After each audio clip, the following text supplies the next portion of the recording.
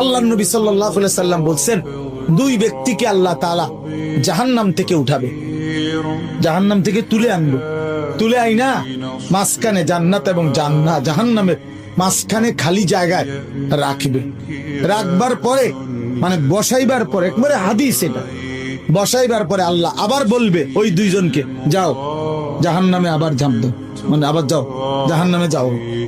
তো একজন এক দৌড়ে জাহান্নামের দিকে যাই, এই জাহান্নামে ঝাঁপ দিবে, আর আরেকজন আস্তে আস্তে হাইটা হাইটা 2 কদম হাঁটে আর পিছন দিকে আবার তাকা, আবার 2 কদম হাঁটে পিছন দিকে তাকা, এইভাবে একটু একটু করে হাইটা হাইটা জাহান্নামে গিয়া পড়বে। তো আল্লাহ তাআলা আবার দুইজনকে উঠাবে, এই দুইজনকে উঠাইয়া প্রথম জনরে বলবে, তুমি এরকম দৌড় দিয়া জাহান্নামে পড়ে গেলা কেন?